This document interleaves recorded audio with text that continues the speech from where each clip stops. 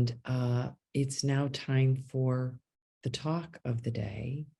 And our very own Maureen Muldoon will be doing it. And last week, she did a beautiful talk on receiving. And this week, it's about flow.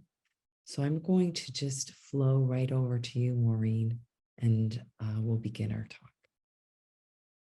Thank you, Bella. Thank you, thank you, thank you. And thank you, everyone. And thank you, Olive and Richard and Mari and Lisa. The song that Olive played, my grandmother lived in Meath by her. And the song that she talked about was, the word grandmother in Irish. And I'm like, oh my gosh, how do we get so lucky? How do we get so lucky? So today's talk is called Spiritual AF. And I have a few readings and quotes because what I wanted to say has already been really beautifully said by a few others. And so this is sort of a tapestry. At least that's what I thought it would be. I do have some things to say, but it's very much a tapestry of concepts of the spiritual principle of flow. And today's lesson for A Course in Miracles is I will step back and let him lead the way, which is another way of saying I'm going to go with the flow. And there's a way of living in the world in this lesson. It says, the very first paragraph, it says, there's a way of living in the world that is not here, although it seems to be. You do not change your appearances, although you smile more frequently, and your forehead is serene, and your eyes are quiet, and the one who walks the world with you recognize their own. So it's a simple surrender that we're moving towards, an elegance, a kindness, and ease. And for me, being in the flow is closely related to creativity. Spirituality and creativity for me are the same. If you're here, it's probably true for you. I look at Olive's life and everything she does, she creates.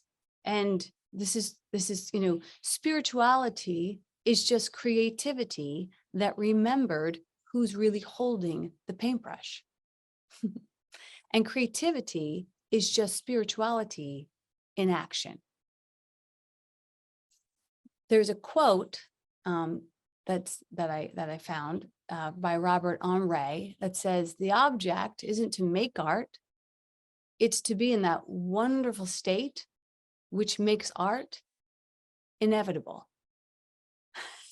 Isn't that great? And I call that state flow. And being spiritual AF, when I wrote out the title, just simply means, accepting the flow. AF, accepting the flow. We know it means other things out there in the world, but asking and accepting and appreciating flow. And the truth is that you actually don't have to ask for it. In fact, if you're asking, you're not in the flow.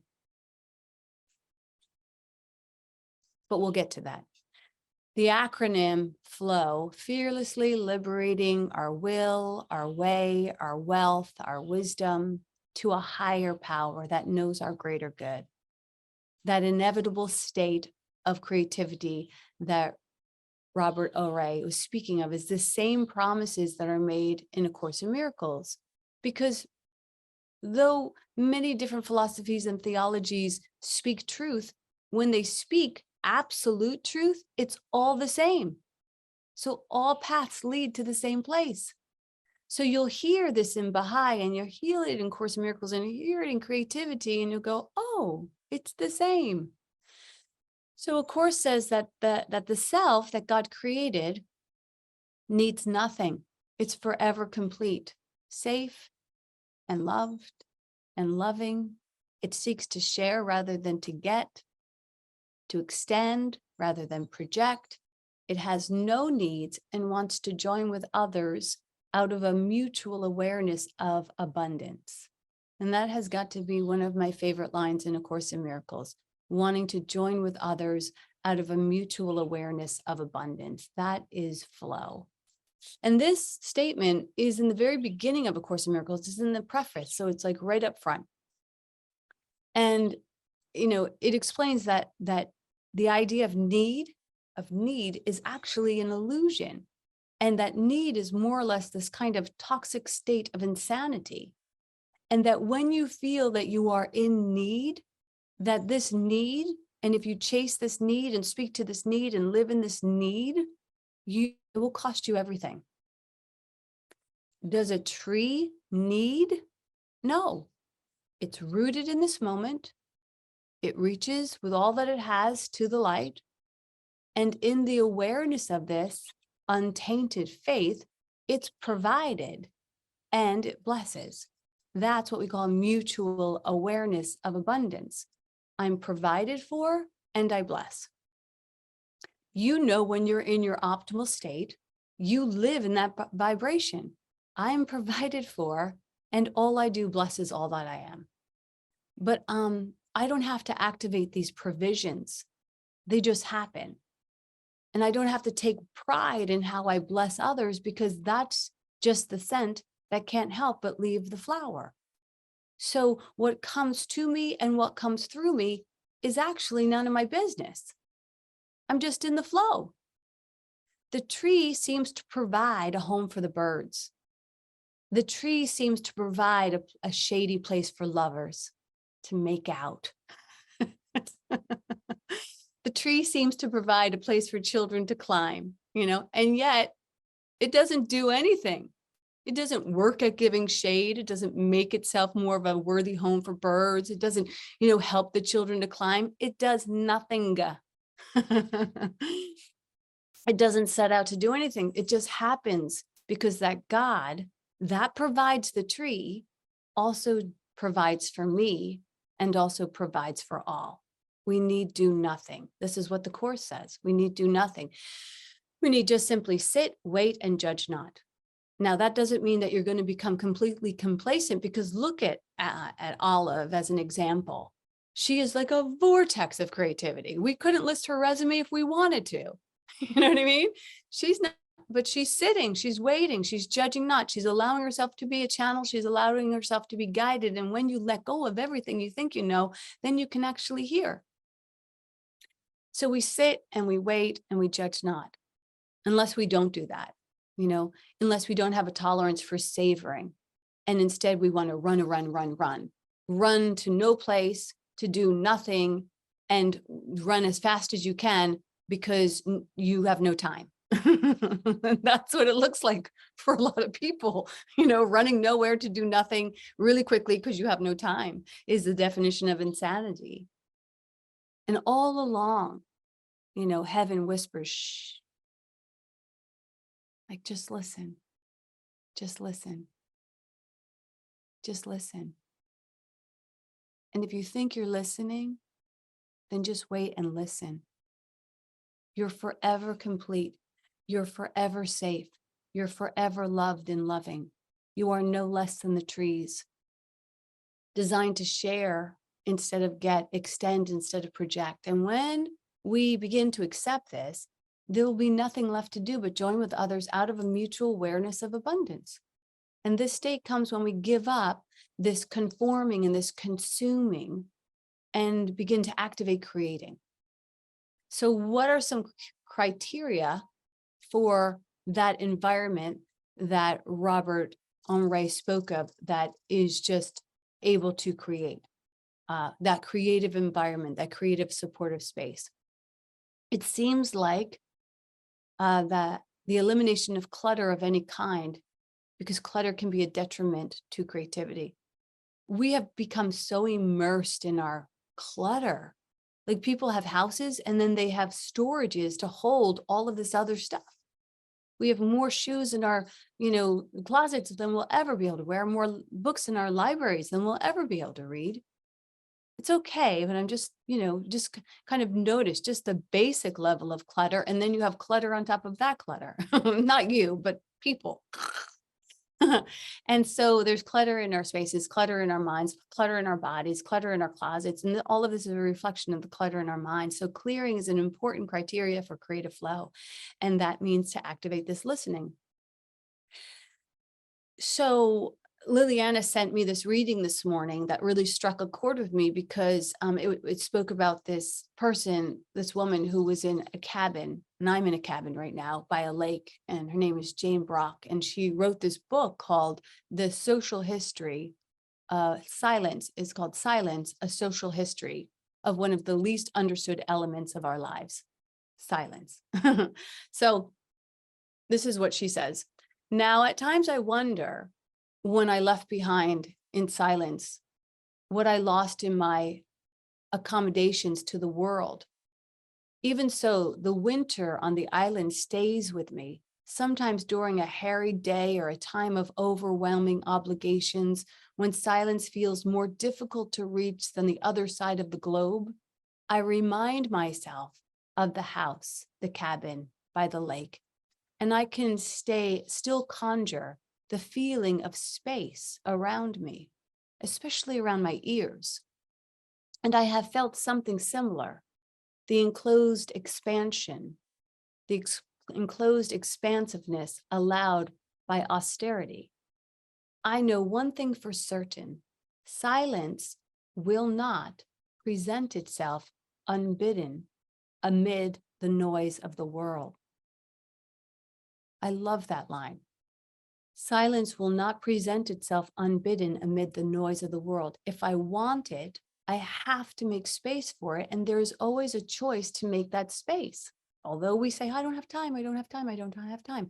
The decision to seek silence is the beginning of the encounter with all its attempted hopes and destabilizations. And in our time now, every decision in favor of silence is profound, even if it involves no more than deliberately turning away from other things for hours or days. So again, I don't know, I keep bringing up Olive, but she's just a nice thing to talk about. But she just went through a 21-day cleanse where she sort of turned away from a lot of certain foods, and she just did this juice cleanse for 21 days in honor of this fundraiser that she was working with. That's a form of silence. That's a form of settling. So anyway, the quote goes on to say, but what I know of it, I would argue that silence is as necessary as the constitutionally guaranteed freedom of speech that we so carefully guard and endlessly ponder, for it affirms the meaning of speech even as it provides a path to inner life, to beauty and observation and appreciation. It presents the opportunity for true reckoning with the self, with external obligations, and with power. As much as we need silence, it needs us. It needs more than a few hundred monasteries where a few thousand souls guard most of what's left of silence. Like all else threatened by our onslaught, it must be attended to and valued, given space and time in which to gain strength again. So she's suggesting that silence is strength. And it's interesting, of course, because we've all have heard in 1,000 different languages and theologies, be still and know God, still your tongue, still yourself. So she says, in which to give strength. And the stronger the silence, the more we'll be able to withstand the noise and distractions of the world. I find that to be so beautiful. So you can see that silence is a prerequisite for not just peace, but purpose, and purpose inspires creativity. And not so you can make something, but so that you can feel the creative flush rush through you and activate and honor your own flow. I'd say it this way, all art is just a souvenir that says, I went to God and all I got was this lousy Picasso. I went to God and all I got was this Golden Gate Bridge. I went to God and I got this cathedral. I went to God and I got this chant. I went to God and I got, those are the souvenirs, and the souvenirs are wonderful, especially if they're helpful to humanity, but they're not the purpose, they're the byproduct. Silence affords us the ability to hear the music that allows us to dance with God. What more could you want?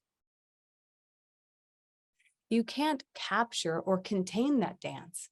You must forget everything. You must forget all of the souvenirs and just allow yourself to be danced. You must make this your soul's desire.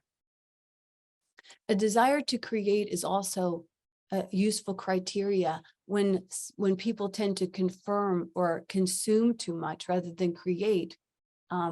The desire to say, I want to be a creative, I want to activate my rights as a creative, is a good criteria for creativity. So often we'll be guided, persuaded, seduced into consumerism. I used to walk up to all kinds of booths in the marketplace and say, I could make that, I could make that. And most of my friends would be like, stop, just buy it. What are you gonna do? Like spend all day making beads and just all kinds of things I would think I could make, but we could all make all of it. You know what I mean? But there's something nice about exchanging, the creative power, it says in this book, Julia Cameron's Right for Life. It says the creative power makes us healthy. Why should we use our creative power? Because there is nothing that makes people so generous, so joyful, so bold, so compassionate, so indifferent to fighting and the accumulation of objects and money. That's what creativity gives us. Creativity makes us like those trees. We become so helpful. That's why we should create. To inspire creativity, we just need also not just silence and not just a desire, but a small grain of necessity. Though I'm not 100% sure on that. I just know that from my own experience. I know that in my own creative flow, most often it comes from an invitation to make something that has not yet been made before. And when I was a kid, I remember one time, like I had 5 older sisters, so I had all hand-me-down clothes, and my parents would never take me to go shop for anything. And although I had clothes, they weren't necessarily my preferred style. And I had this thought of this skirt in my head, and we had material in our home and we had a sewing kit. And so I got the material and I got the sewing kit and I created a pattern, and I was like 9 years old. No one told me how to do this. There was no Zoom. I just began to think about it, and I brought into form the very skirt that I had been thinking about. And it was a gift of necessity.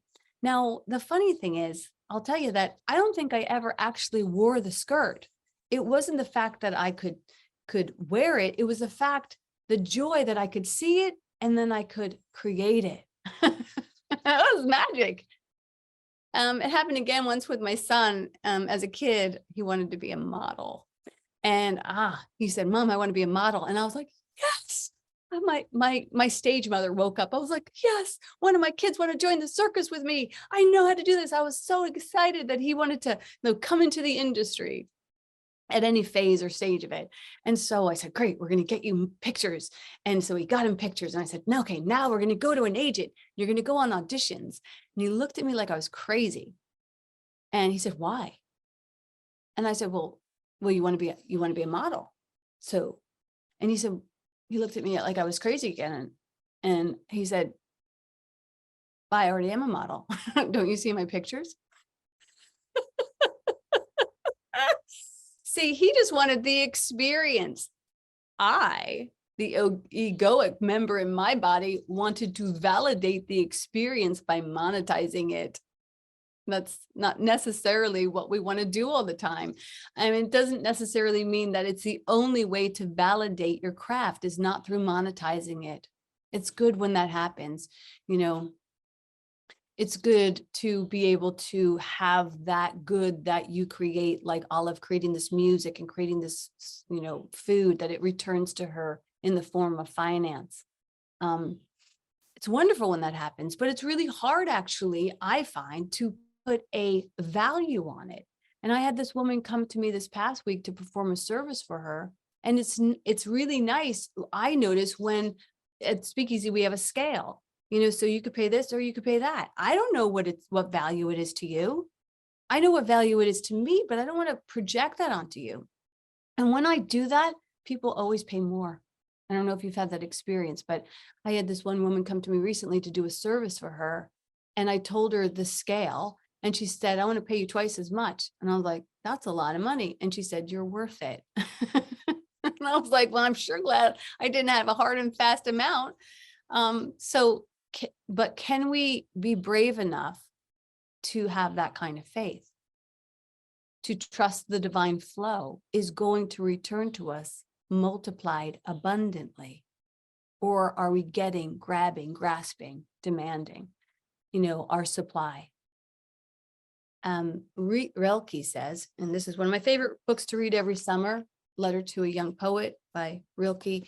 He says, to be an artist means not to calculate and count, to grow and ripen like a tree. Creative life contains its own temporal time, and the surest way to make it fail is to put an external clock, and I would add, or to add your own value or your thoughts of the value to it. Let it dictate its value. Do you make art to monetize, or do you make art for the pure purpose of creating and dancing with your divine? And Rilke says, mechanical time makes haste, as it were, but haste dissolves into solitude. And in solitude, we feel as if eternity lays before us. So we're back to that idea of stillness and silence. The thing that I once feared, stillness and silence, is now the thing that I crave. And it's the threshold for my creativity and for my flow. And here's the thing, in flow, I'm not selling you this pitch like, oh, we'll be well for eternity. People will throw money at you. No, in the flow, the mom will die. The house will burn. The kid will still get hooked on drugs. The sister will get sick and the dog will run away. All of that still happens in the flow. But you can still be in the flow as it all goes up or all goes down or all goes in and all goes out, and the new house will be built and the kid will get sober and the sister will recover and the dog will return pregnant. And perhaps the mother will still die, because this is life and sad endings sometimes happen. But as you stay in the flow, it gets harder to forget that sad endings are not just new beginnings in drag. And you find yourself thinking, oh, I'm so blessed by this. I must be spiritual AF.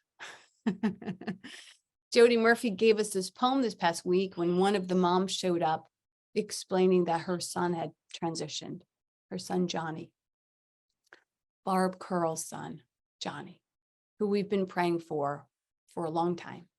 And he transitioned. And we got to hold space for her.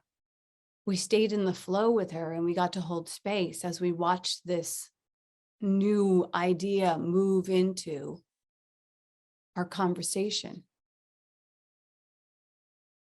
And Jody Murphy was there, and she had this poem tucked in her back pocket that she was able to share. And it's from this book, High Tide in Tucson, sorry, I can read. Essays from Now and Never.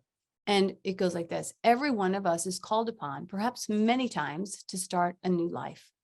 A frightening diagnosis, a marriage, a move, a loss of a job, and onward full tilt we go, pitched and wrecked and absurdly resolute, driven in spite of everything to make good on a new shore, to be hopeful, to embrace one possibility after another. That is surely the basic instinct, to cry out, high tide, time to move out into the glorious debris, time to take this life for what it is. Basically, to go with the flow, no matter what. And as we begin to flow, we serve not just the me, but the we. And when I say the we, I don't mean the collective us, although that happens, as was demonstrated by the tree, but also what I mean is that we serve the we. This is going to be fun. I'm going to be blessed by this. When you honor the we, you'll feel that flow. And so I wanted to close with this conversation, this applicable story of how it looks, how it can look when I get out of the way, when I get my bloated nothingness out of the way. And some of you have already heard this story, but I'm going to tell it anyhow. So in the very beginning, when I moved to Chicago, I was teaching A Course in Miracles, and the conference was coming to Chicago. And I was so excited that the conference was coming to Chicago. And though I'd been teaching for many, many years, I was not on the map and nobody knew me. And I felt like Cinderella because I couldn't even afford a ticket to the conference. And I just felt like, that feeling when you're like, does anybody even know I'm alive? And so I listened to my Holy Spirit. And I was like, I'm going to get a ticket. I'm going to buy a ticket. It's $50,000 billion, but I don't care. I put it on my credit card. And I had 4 kids living at home, my husband just teaching, and I had this barely job. And the Holy Spirit kept saying, don't buy the ticket. And I was like, how can I not go to the ball? Just don't buy the ticket. Don't buy the ticket. And I listened to that. And like 3 days before the conference, Tony Ponticelli, who used to run the whole conference, called me and he said, I want to offer you a free ticket. And I was like, okay. And he said, the conditions are you have to give me a hug every day and you cannot leave the conference. And I was like, easy peasy, lemon squeezy, let's shake and let's go. So I showed up at the conference. And when I was there, a friend of mine called and said, come up the block. I know you're in Chicago. My father has passed and we're doing a sermon for him, a ceremony of life. And could you please be there? And I was like, oh, I can't because I made this promise to Tony Ponticelli. And I had just come out of a classroom at the conference where the teacher was talking about not making any decisions in guilt, which essentially means staying in the flow because guilt is so toxic and so debilitating. So I stood at the threshold of leaving the conference and I listened to the internal teacher and I said, do I leave or do I stay? And he said, you're guiltless. Go ahead and leave. And I'm going to give you a little classroom on the way up the block. You have $2 in your pocket and I'm going to teach you how to extend love in love and not to extend love from guilt. And so I walked up the block and I immediately saw a mother who had a sign that said she had cancer with 2 children. And I was like, oh my God, let me get these dollars out of my pocket. And the Holy Spirit was like, how do you feel? And I said, I feel terrible. And the Holy Spirit was like, well, then wait. And I went, the next person, they had like no arms, no legs, and, looking for a bowl of soup. And I was like, oh, let me have you. Give me my measly $2. And the Holy Spirit, I felt guilty. I felt shame. I wanted to fix this. It wasn't flow.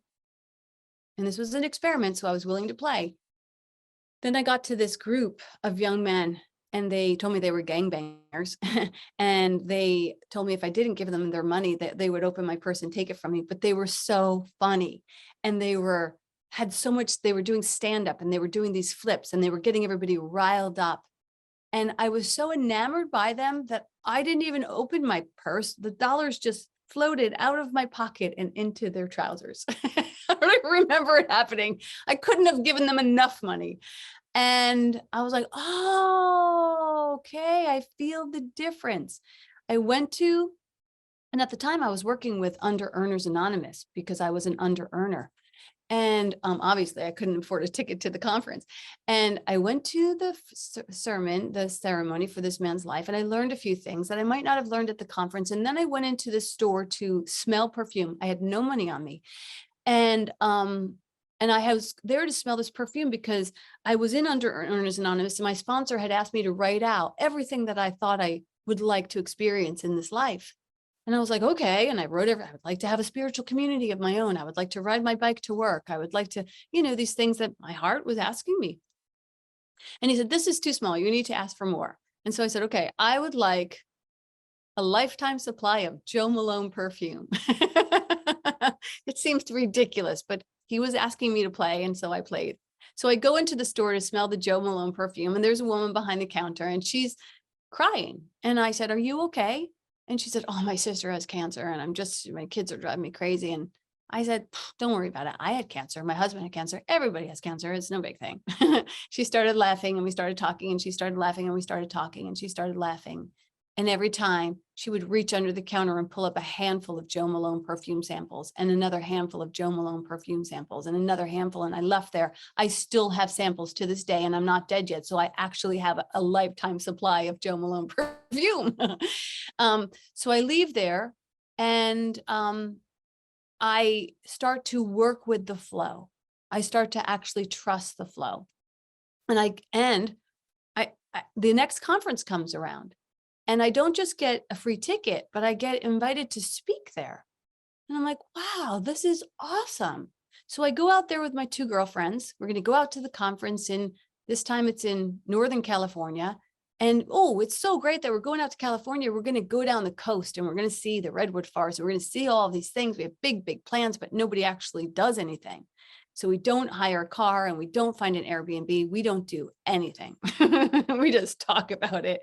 And we get to the conference and we're enjoying ourselves. It's the last day of the conference. And my friends come up to me and they say, we don't have any place to go after tonight. What's the plan? And I said, I don't know, but I'm going to get online for lunch and we'll figure it out. And I get online for lunch and immediately this man comes up to me and he says, thank you for selling me this ticket to this wonderful conference. I had such a lovely time. And now I'm going to get in my RV and I'm going to drive down the coast so I can go back to Hawaii. I'm going to fly out of Los Angeles. And I said, tell me more about this RV. And he said, it's a brand new Mercedes and it sleeps 8. And I said, would you like traveling companions? And he said, I would love traveling companions. And I said, well, good. I have 2 wonderful women and me. We're going to jump in your RV and you're going to drive us down. And he said, I will, and I'll stop wherever you want me to stop. And I said, great, we'll buy all of your food. That's what it feels like to be in the flow. Now, of course, all of my friends were like, you're going to end up in a body bag. But we didn't, because it was a mutual healing. It was where one who temporarily has more gave to one who temporarily had less. And it was both of us receiving and giving. And we were 2 individuals coming together with a mutual awareness of abundance. That's what it looks like. Now, does it always look like that in my life? No, because I get my bloated nothingness in the way and I run to nowhere to do nothing in a rush. But I know that there's another way of being. In the Bible, it says, whoever has will be given more, and they will have an abundance.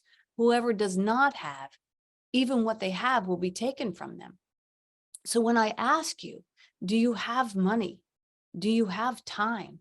And you start hemming and hawing about your flow or you're not in the flow, it's time to really get still and activate and cultivate that stillness, to activate and cultivate your desire, to activate and cultivate the beginnings of the identities of your necessities for your soul. So you can find out what your soul wants to be in holy communion with all that is. Living in the flow is living in spirit, living an inspired life. And so I'm going to close with this quote by my new spiritual crush, Rick Rubin. And he says, one indication of inspiration is awe. Are you in awe? We tend to take so much for granted, he says. Can we move past discontent and desensitization to the incredible wonder of nature and human engineering all around us? Are you in awe of the way the door works? Are you in awe of your can opener? Are you in awe of the sunrise?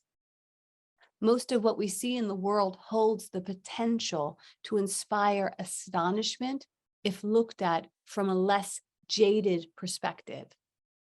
And he invites us to train ourselves to see the awe behind the obvious. And if you practice this, you will be spiritual AF. And that's the word.